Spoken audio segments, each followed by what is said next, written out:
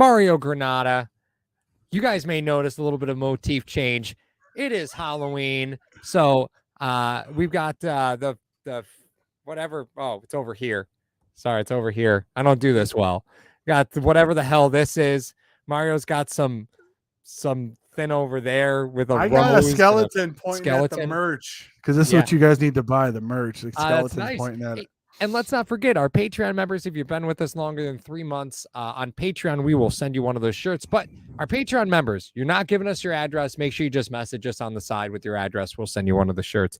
Patreon members with us for 3 months. And actually, our Patreon members have the opportunity to be here when we record this episode, because we recorded this episode after we just cut a live. So, hey, listen, our Patreon members, they get front row seats to the absolute shit show that is #sports. All right. 100%. Yeah. So, Mario, we've got Buffalo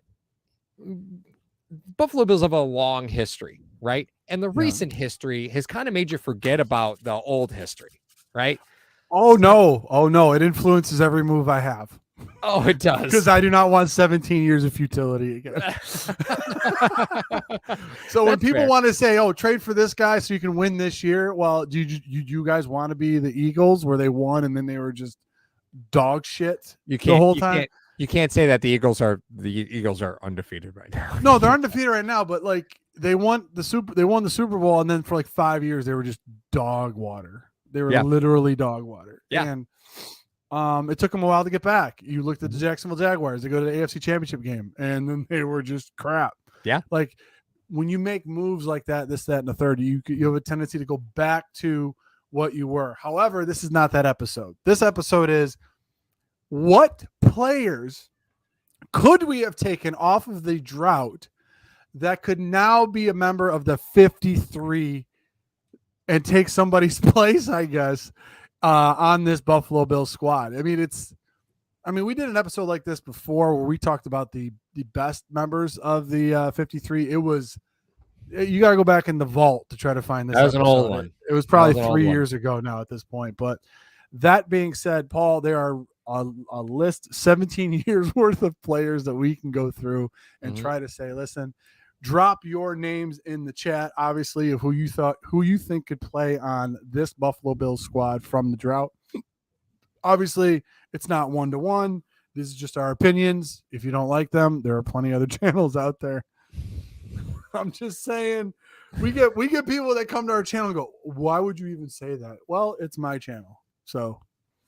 Hey, listen, that's a thing I think people kind of forget when you have a YouTube channel. There's a lot of times where you can tell where somebody's making content because they are obligated to do it and they're talking about something they don't really want to talk about. That's not at all what we do. We really do enjoy talking about this stuff. And some of these conversations are really fun and really cool. So listen, the Bills have some needs right now that people are talking about: trades, free agency, signing guys off of other teams' practice squads. There's some roster improvement you can do.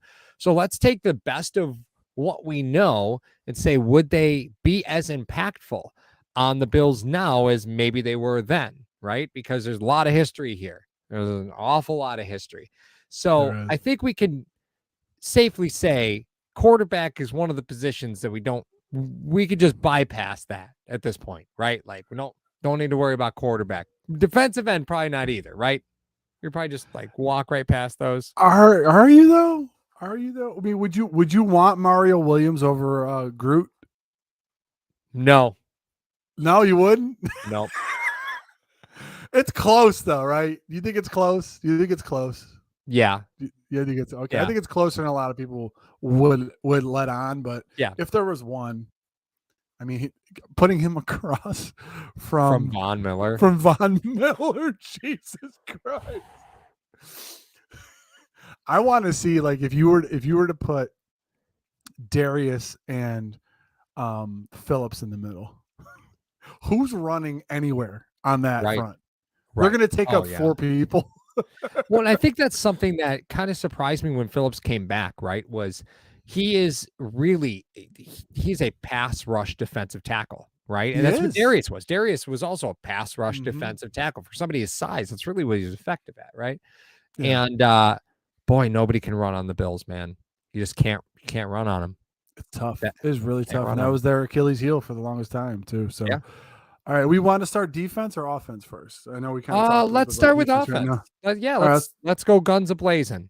let's go offense. I like a lot of these guys that we have. Obviously, there's going to be some names that come up that people like: Fred Jackson, C.J. Spiller, maybe Eric Moles, Lee Evans, Stevie Johnson, Scott Chandler, Jason Peters, just to name a few. Obviously, there's a lot more that I'm missing, Paul. Any of those guys that you would take right now? Would you take Stevie in the slot over Shakir or McKenzie? I wouldn't. No. I wouldn't. I would love to tell you that I would, but I wouldn't at this point. Like I think Buffalo at receiver is. I wouldn't have said this 8 weeks ago, right? Like beginning of the season, I was like, Buffalo's kind of scary thin at receiver. I don't know if I would make any changes, right? I do think they're still kind of paper thin because Diggs and Davis, once you get past that, it's sort of it's a mixed bag, right? Yeah. But I'm willing to just trust that they know something that we don't, right? So I don't think I would take Lee Evans. I don't think I would take Stevie. Molds. You can't not take Molds in any scenario, right?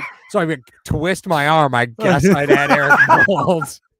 Molds to me for the longest time was like he was like the Buffalo Bills version of Andre Johnson. He was a guy that was just a great wide receiver on some really bad teams. Yeah. For the longest time. He was so good too. He was so strong. He was so fast. He was so impactful. Yeah. He just couldn't get on a winning team. And it was, obviously it was shameful, like it was shameful. That's all it was. And unfortunately it just didn't matter because even after he left Buffalo, just could never land someplace where he was gonna win. If you get Molds, are you getting rid of Davis or Knox? Are you putting him at H-back for Knox in tight end or no? Molds, yeah. No. I don't think you realize how big this man was in the time that he played. No. I am driving Jake Kumaro out of town myself, or I will help Isaiah McKenzie pack. I will do all of these things. Molds is always the correct answer. How about Fred Jackson? See, Freddie's a tough one for me. I love Freddie. I'd have him over Moss. Freddie. I'd love him over Moss. How many times did they replace Fred Jackson? Oh my God, Marshawn Lynch, C.J. Spiller. You just name them. They kept drafting guys to try to replace him. Yep. And it was funny that his career, sometimes, if I remember correctly, I'm trying to go off of memory. His career is like right smack dab in the middle of the drought. Yeah. Oh yeah. Like that poor guy never even sniffed playoffs. Never even a sniff. 2017 to 2015. No. 2007 to 15. Oh my God, he was smack dab right in the middle of that whole thing. 2007 and 2015. He wasn't even in Buffalo. He was in Seattle. Racing cars with Marshawn, wasn't he? It did happen. that did happen. Yeah. Bringing up memory. We were broadcasting at that point. Like we were a podcast at that point. We sure were. Now, he was on a winning team in Seattle. So I do want to point that out. He was on a winning team in Seattle. They did make the wild card. They did win 10 games while he was in Seattle, but he didn't really have much of an impact, right? He wasn't much. It wasn't much of an impact. But Freddie is one of those guys that your team is never worse off with Fred Jackson on it. No. Now, would he have a role? I mean, Fred Jackson and Devin Singletary are not much different, to be perfectly honest with you. Yeah. Right? Neither of them. I mean, Freddie was probably a little faster than Singletary. Oh yeah, right? Freddie was I believe, but I think Singletary was a little thicker. I agree. Fred with that. was. Yeah. Obviously could catch the ball out of the backfield. Obviously could run in between the tackles. He could do a lot of different things you want to do. The memory of, I think, Freddie Jackson is probably a lot better in everyone's minds. Obviously, being 7 years since he's been in Buffalo. Sure. Everyone thinks that he was a lot better than he was. Just it's like the fish story. You know what I mean? The further you get away from the story, the bigger the fish grows. You know what I mean? It's funny. I was going to say Fred Jackson was like a bad penny. Because you kept trying to replace him, and And they couldn't. There was Fred Jackson couldn't replace every him. regime. He was the offensive equivalent of Leotis McKelvin. He was. Thank you so much for bringing that up. Leotis McKelvin survived many regimes, primarily because when they tried to release him, nobody knew. He just kept coming because nobody knew what he was saying, and he just kept coming to work. And they're like, "Well, I guess we'll just keep him around." For a guy who couldn't talk, he understood every defensive philosophy. That's it. Play man. What else did they ask him to do? What else did they ask him to do? Like, you just go out there and you just run with that guy. You just have a good time. Yep.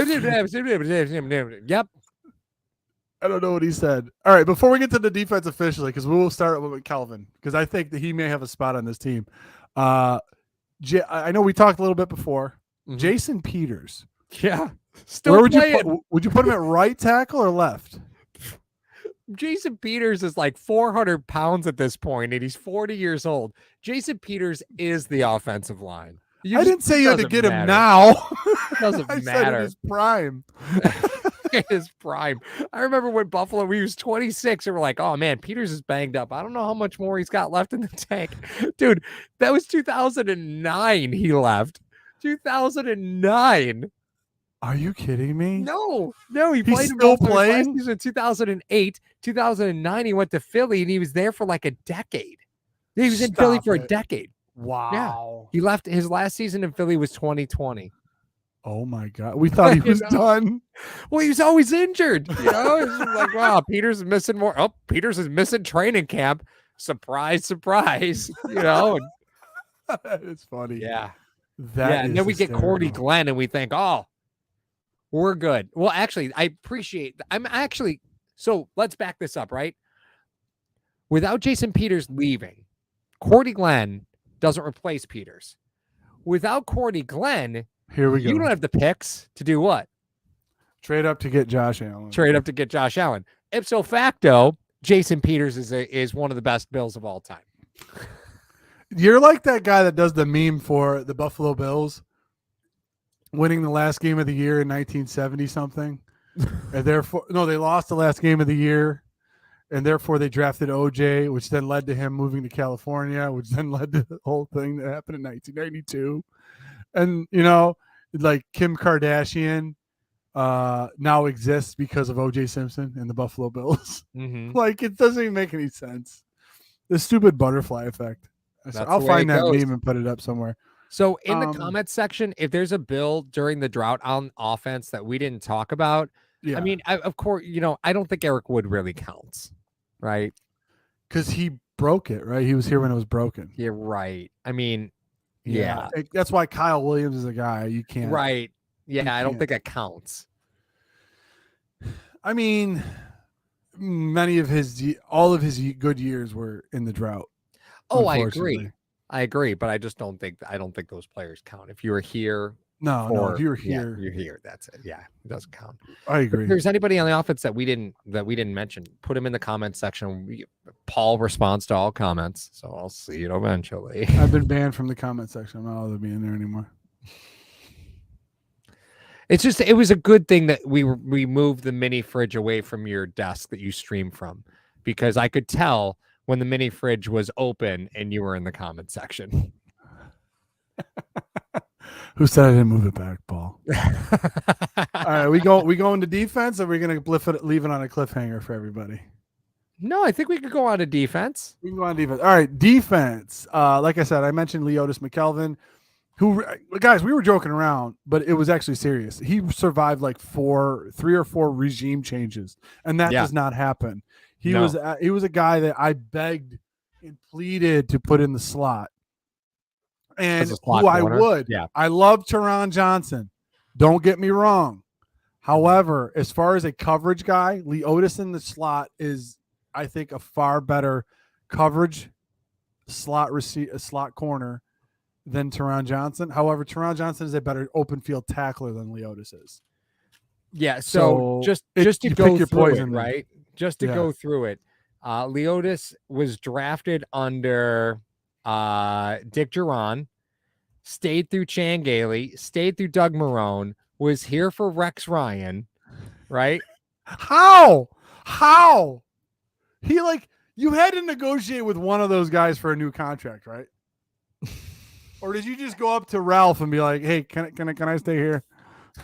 I mean, it might have been one of those scenarios where they're like, you don't really want to stay, do you? This is like your third coach, and he did whatever he did, and they said, well, we don't have any fucking idea what he just said, so I guess that means we'll extend him. And then he's just like, I guess he's here now. But I mean, he was the 11th overall pick. Like, we're not talking about a bad player. You know, he's No, where was he drafted 11th? out of? He went to Troy. 11th out of Troy. Yeah. Yep. Probably the highest player in drafted out of Troy ever. I would be willing to bet money that there was not a player drafted ahead of him from Troy. I'd be willing to bet that. The highest drafted player out of Troy. That's hilarious. I'd be willing to bet that, because like Mario Addison went to Troy. Levi Brown went to Troy, right? Like there's some players here that are Troy alums, but I'd be willing to bet that Leota the highest drafted. Okay, so I'm trying to look at some of the other defenders that we have that we could take. Oh, I'm incorrect. Leos McKelvin tied for the highest drafted player out of Troy. DeMarcus Ware went to Troy. He did? 11th pick. Wow. Yep. Does Stephon Gilmore count as a Drought player? A Drought player. I'm not taking Gilmore. I don't care at all. I just don't at like all. Him. I don't like him. No. Gilmore, don't want prime Gilmore across from Trey. Don't care. Oh, don't care. I think you're being. Nope. Give me. You know what I'm going to say? There's one corner that I would take over everybody else. Terrence McGee. You're damn right. I would take Terrence McGee over the correct answer is Terrence McGee. I would take Terrence McGee now. I don't even know if he can walk. You just need someone to return kicks. Yeah. That's it. I don't even know if he could walk. Jesus Christ. I loved Terrence McGee. Terrence McGee, to me, was one of I think was the best corner during the Drought years. And again, I could be completely off base, but I'm eliminating Gilmore just because nobody really liked him, right? And I'd take Terrence McGee over all else. Without a doubt. Terrence McGee over all else. Yeah, he was good. He was very good. Mm-hmm. Yep. You know who's a good one? I mean, we're going to take Mormon 100%. Mormon's going to be. Oh, yeah. That's yeah. I was looking at the safeties. Now, did Whitner and Bird play together? I can't remember. They had to have. Were they the tandem back there? They had to have. Jarius Bird and Dante Whitner versus Micah Hyde and Jordan Poyer. I think that would be a heavyweight bout. I don't know. Because you know how I felt about Jarius Bird. I mean, but the truth is, from like a dynamic standpoint, right? It's not all that far off, right? You got one hammer, you got one hawk. Like, I like that. When did you do really all that far off? Hammer and a hawk. A hammer and a hawk. When did you do that? You can put it on the board. Yes. God, that's one of the worst. The White Sox Major League Baseball announcer, I literally hear in my nightmares. He hates him so much. He hates him more than Ohio State cornerbacks. Speaking of Ohio State cornerbacks, how about Nate Clemens? No? You're not taking Nate Clemens on this team? I love how we haven't mentioned the linebackers because they were all run-stopping linebackers during the drought.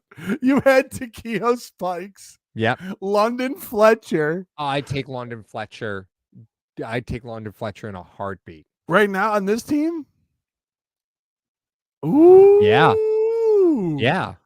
Think of how free Tremaine would be if you had London Fletcher. You're putting him in for Matt Milano? I'm just saying, here's my concern there, right? And here's my concern. You rotate the defensive line at an incredible pace, right? Yet Milano and Edmonds are playing 100% of the snaps. Wouldn't it be great if you had a guy that could spell either of those running back or either of those linebackers? Everybody plays 60% of snaps across the board. Tremaine's out there 60%, Milano's out there 60%, Fletcher's out there 60%, and you are good to go. Communication doesn't drop off in any case. You're not dropping skill set anywhere. It's not a package.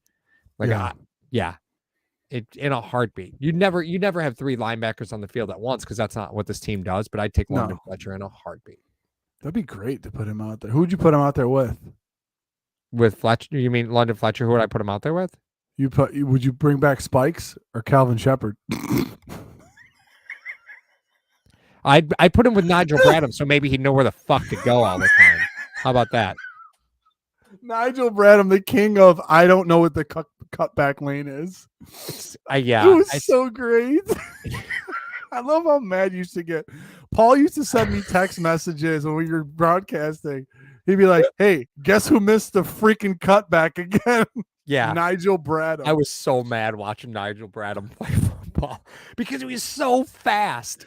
He could get there, but oh my God, you'd see a guy cut it up cut it, and you'd see him cut it, in the B gap, and there's Nigel Bradham like looking at the sidelines, and no idea what's going on behind. Didn't he win a ring? All the talent in the world. All the talent. Didn't he win a ring with Philly? I think. Didn't he go there and win a ring? I think he might have. I think he did. Here's my. I just have to double check because I'm thinking now that I think about it, right? Because you had. Oh, I know why. Yeah, he played with Calvin Shepard.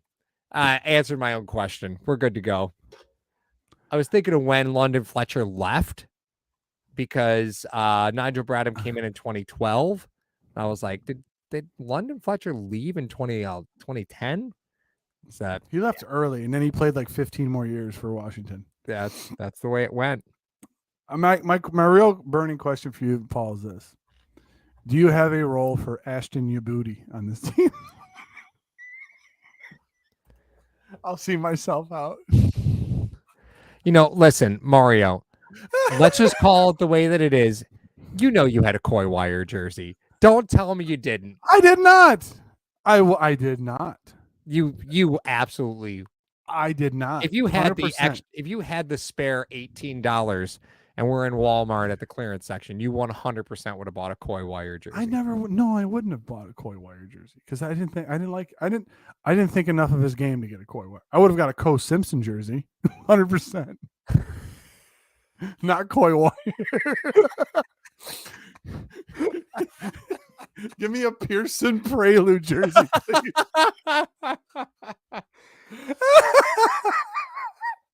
That's funny right there. That is this is the content you came here for, everybody. This is the content you came here for. One jersey I definitely would have owned, though. You're right. I would have definitely owned it. Was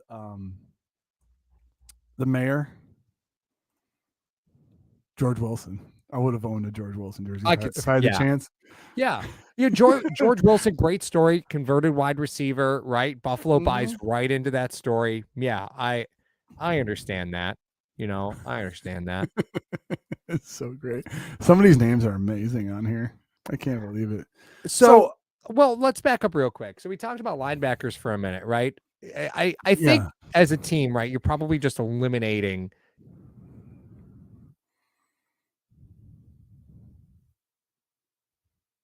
Oh, you're muted, Paul. You're muted. I don't know why it does that. It's so weird. I will be your host for the rest of it. No, I'm not. Nope. Let's see if I can get him. I want to mess with him. Am I back now? Mario? I tried to get you at that one. Yeah, you're back now. So I'm going to ask a question about the defensive tackle position because I think it matters, right? Even though Buffalo might be set across the defensive tackle position this year, right? Yes. Does a player like Sam Adams have a place in today's NFL? In a 4-3? It's tough. It's tough to think about. In a 4-3, no. Yeah. 3-4, yes. I agree. Well, I think that's one thing that's part of the discussion here, right? Is Adams played in primarily a 3-4, right? I think he could play the one tech like Jordan Phillips has been, and it's great. I definitely think he could. And you know, you got a guy like Tim Settle in there. But I just think even with the changeover in the last decade or so, defensive tackles, the run stopping defensive tackles have to be even more athletic than they were in the past, because you have to both stop the run and you got to have to try to get after some of these quarterbacks that are mobile now. So it would be a little bit tougher for Adams to do that. He straight would have just stuffed like 3 people in there, and that's would have been his job. Yeah. Okay. Like, I love the Goose, rest in peace, Tony Saragusa, but he wouldn't have a spot in today's NFL, I don't think. You know what I mean? It'd be tough for him. You know what I mean? Yeah. 10, 15, 20 years ago, yeah, he's a stud in there. Yeah. I just don't think he has one now, though. I'm inclined to agree. The biggest thing that we are never going to argue upon is Reed Ferguson versus Garrison Sanborn. Snap Flow 69 wins all the time. Wins all the time. All the time. I don't think there's a kicker I would take over Bass. No, I mean, you had the Carpenter. You had, who else did we have here? You had the Carpenter, Lindell. Ryan Lindell, Mike Hollis. No, I wouldn't take anybody else. Carpenter was probably the only guy because he was entertaining. What other guy could slam his helmet in the ground and it come up and punch him in the face? You know what I mean? Who else can have that? Cue the GIF. In the early days of meme culture. Yeah, back in the early days. A guarantees are Brian Moorman. Brian Moorman's on this team. If there's any guys from the Drought that are on this team, it's going to be Brian Moorman. Yep. We flirted with the idea of Mario Williams, but he was not. We did not pick him. Paul picked London Fletcher to treat the linebacker position like the defensive line or rotate 60%, and I see how fresher these guys would be. He also picked Terrence McGee to play corner. I think he would have been a better corner than than his, Dane Jackson and Benford. I know it's tough. I muted you because you don't get to talk shit about Dane Jackson in front of me. All right, you're out of timeout. I was just going to say that it's like asking you which of your favorite children do you like, Terrence McGee or Dane Jackson. It would be upsetting for you, and you wouldn't be able to do it. Yeah. Anyway, I think the offensive line is someplace that we would go. I think Freddie Jackson would take a spot over Moss. Yep. Jason Peters would be on here. Maybe we didn't mention Andy Levitri. No. There's a guy that could have probably taken. Yeah, Levitri it would be great at guard. Yep, absolutely. Yeah. We disqualified Eric Wood because he was here when the Drought was broken. So exactly. What about Kyle Williams? Here's one that's an odd one. You may not remember, but we talked about Reggie Gilliam on the last episode. Yeah. Larry Centers. Would you take Centers? Oh my God. Over Reggie? Yeah. You have to.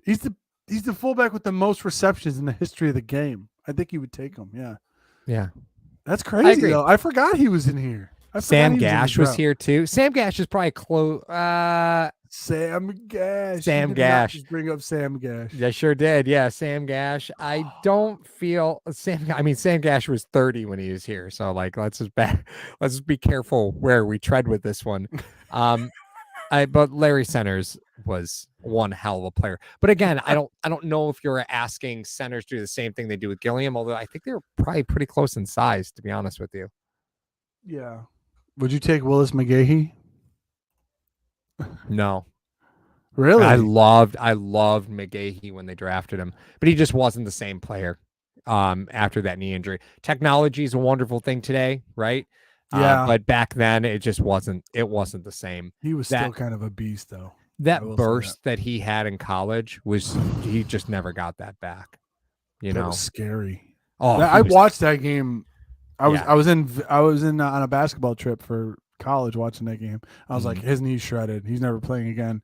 I was like, the Bills drafted him. I'm like, oh great. Yeah, I thought his career was over. Yeah, there's no doubt that his career was over. So should have been.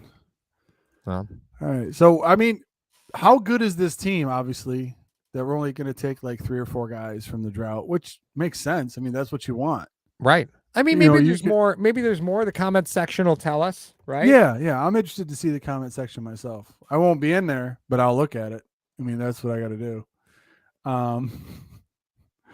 If any of you puts Aaron Maven, I'm immediately blocking you. No, I'm just kidding. All right, yeah. Put whoever you think from the Drought could play on this 2022 Buffalo Bills squad. Thank you guys for having a little fun with us, a little Halloween fun. Make sure you hit up all the socials: TikTok, Twitter, Instagram, and Facebook for all of our stuff tonight. Or today's show was sponsored by Mr. Rogers Homes and associated with DeanBlundell.com. We're off to get another episode. Yeah. Hey, let's get more. Let's go. Let's go.